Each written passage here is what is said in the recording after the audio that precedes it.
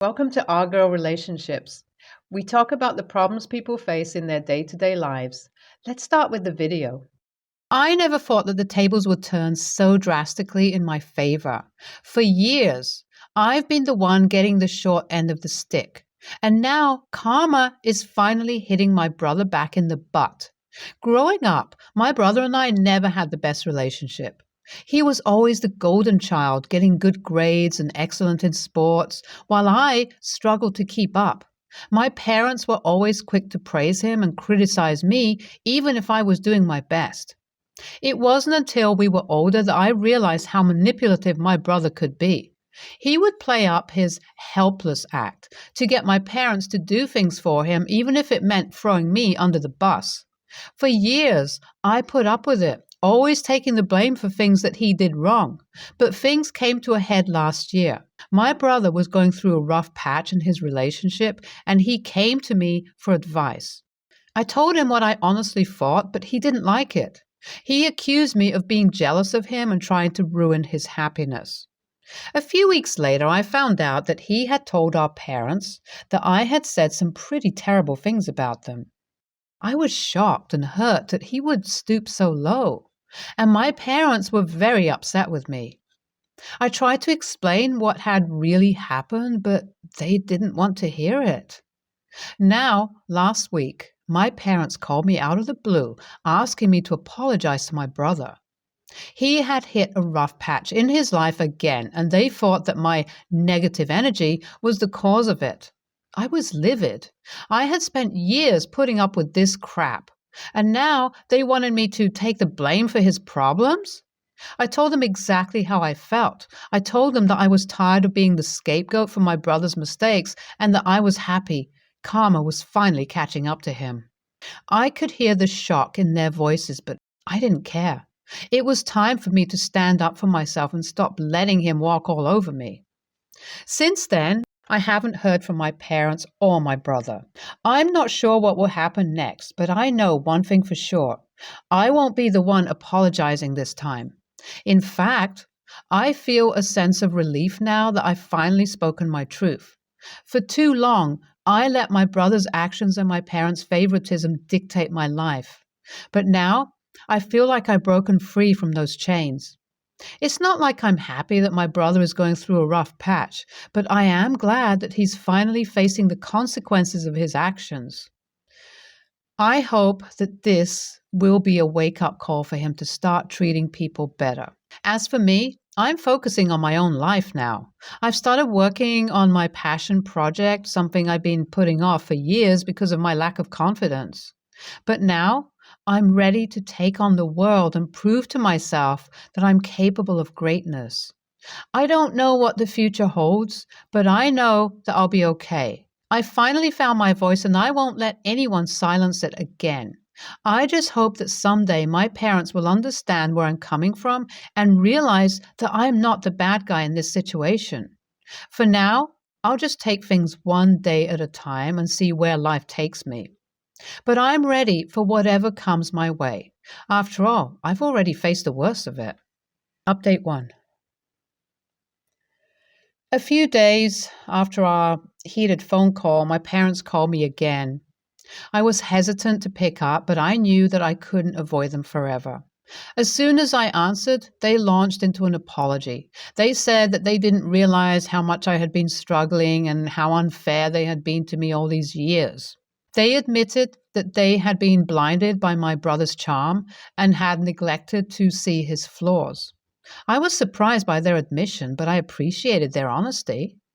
Then they brought up the apology again. They said that my brother was going through a tough time and that he needed my support. They wanted me to apologize for what I had said to him and to try to repair our relationship. I listened patiently, but I knew that I couldn't just brush this under the rug. I told them that I appreciated their apology, but that I couldn't apologize for something that I didn't do.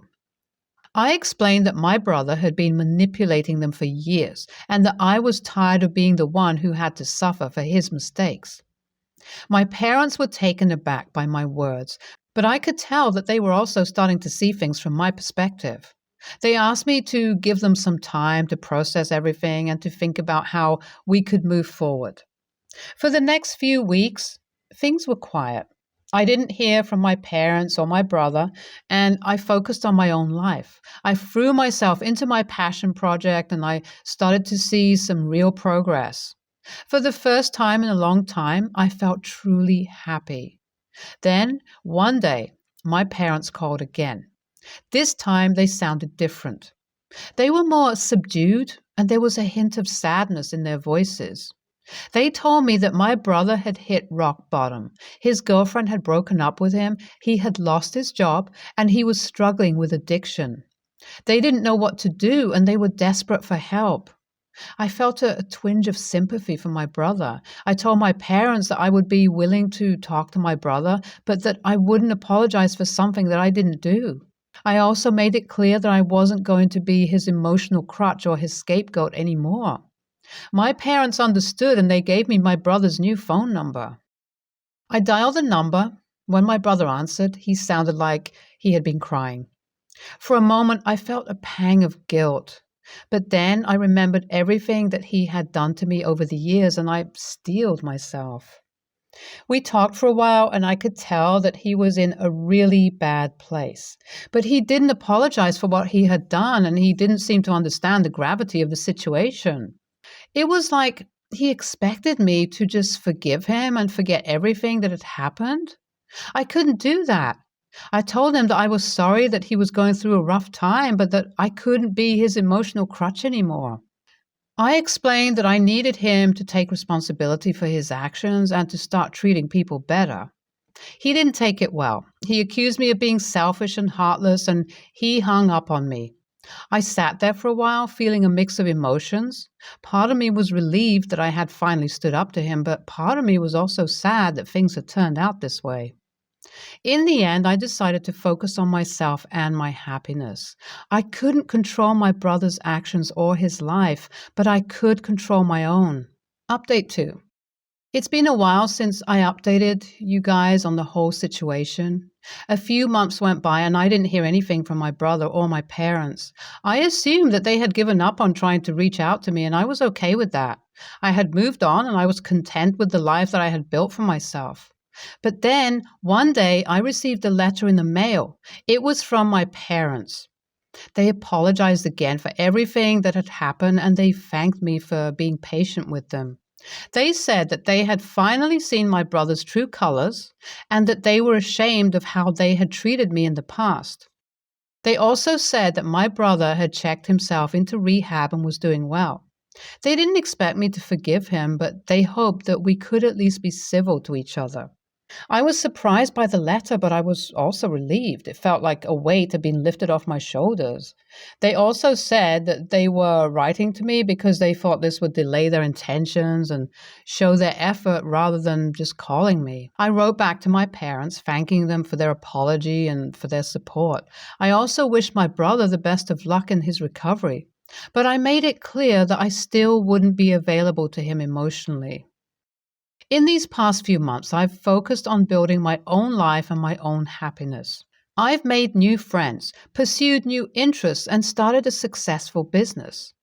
I still talk to my parents occasionally, but my relationship with my brother remains strained. I don't know if we'll ever be able to repair our relationship, but I've come to accept that it's okay. Sometimes people just can't get along, no matter how hard they try. In the end, all of this has made me stronger, more resilient, and more compassionate. And while I wouldn't wish my experiences on anyone else, I know that they've helped me become the person that I am today. I think OP did the right thing by standing up to his brother and not letting him continue to abuse him. It's not fair for someone to take advantage of another person's kindness and good nature. The brother is the a-hole here. NTA.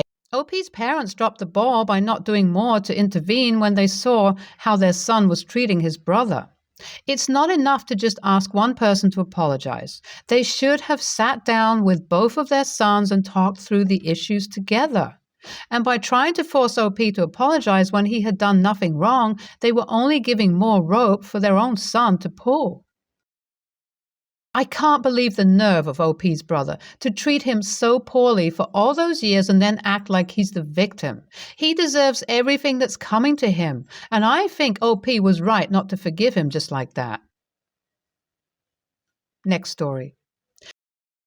Me, female 36, and my husband Will, male 35, have 3 kids: Adam, male 9, Maddie, female 7, and Megan, female 6. Will has always been into video games, Star Wars and anime, etc. It's never been my cup of tea, but I think it's healthy that we have separate hobbies and interests, and we have other stuff in common. When we had Adam, Will was super excited to share his interests with him and brought him Star Wars themed baby grows and toys, etc. For Adam's first Halloween, Will dressed him up as Darth Vader, and it was super cute. It was the same for the girls. I did tell Will that I had no issue with this while the kids were small, but we had to let them develop their own interests.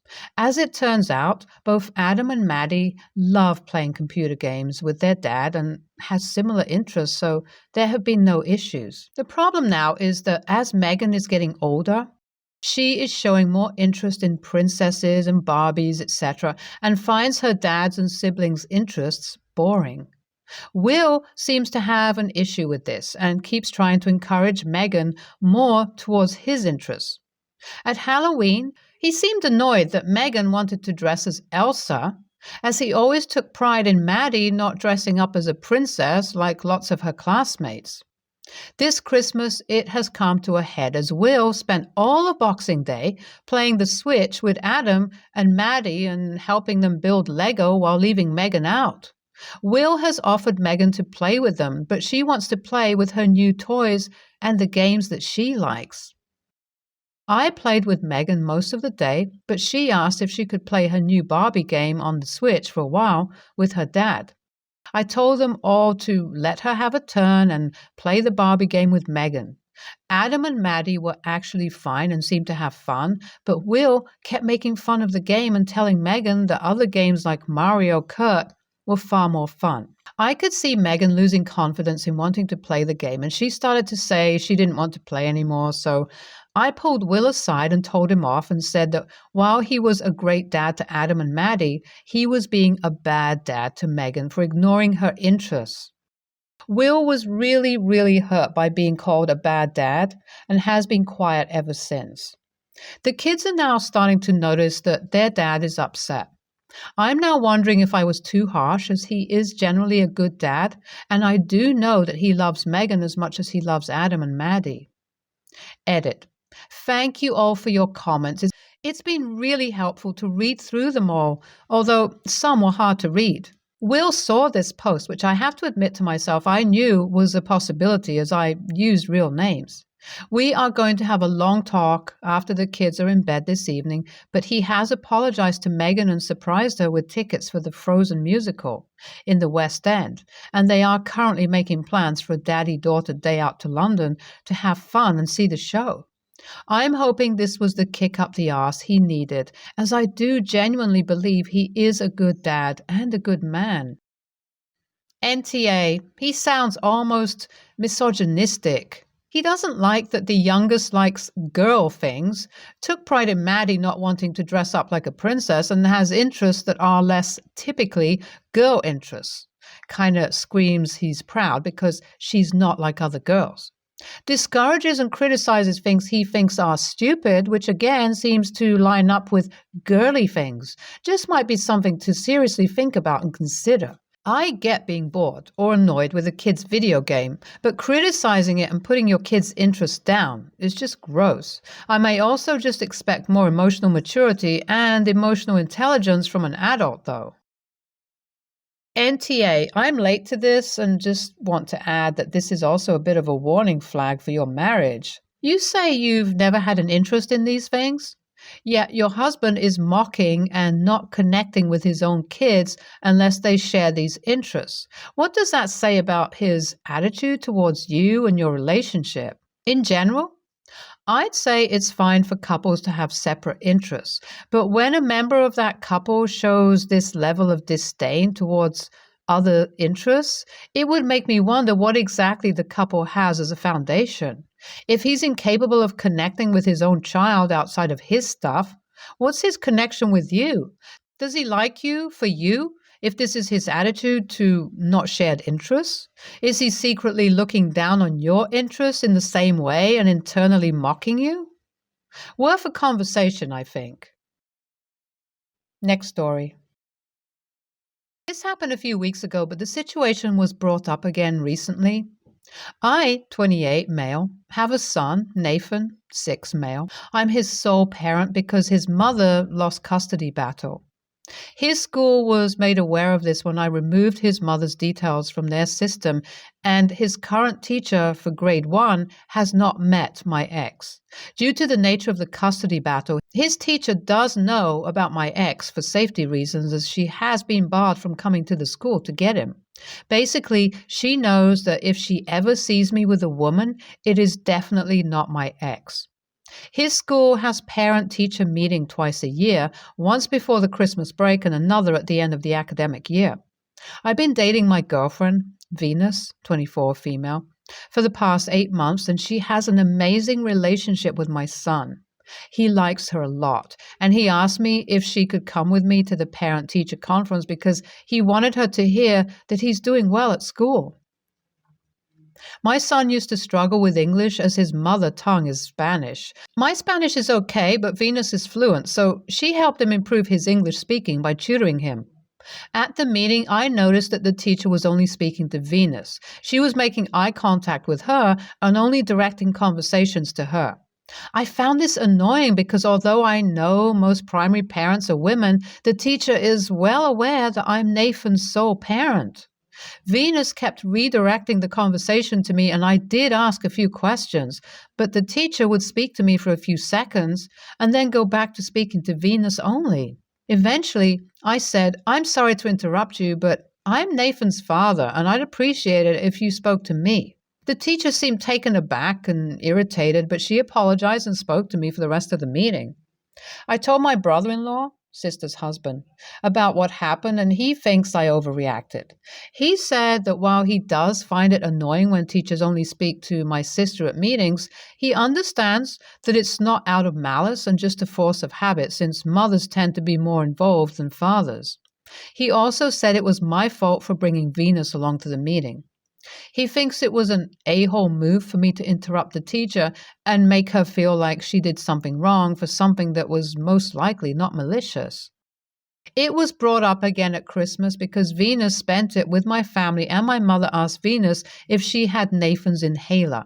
And my brother-in-law interrupted and said, "Careful," my mom's name, "Mark, me, might freak now." I would like to put this situation to rest. AITA? Edit. I did tell the teacher that Venus was my girlfriend as soon as we sat down.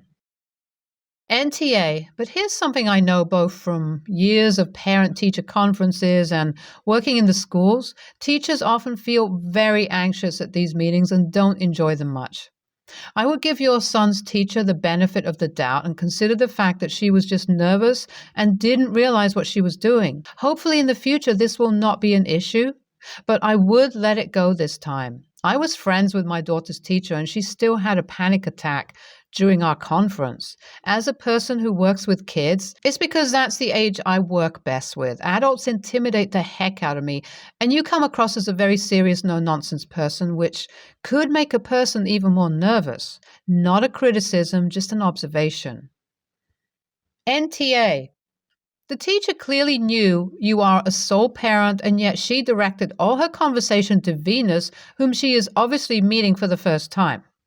She doesn't even know if Venus is involved in Nathan's life or not. Also, you were not mean or rude to the teacher, so your brother's comments are uncalled for. NTA, it was a valid demand, and you made it perfectly polite.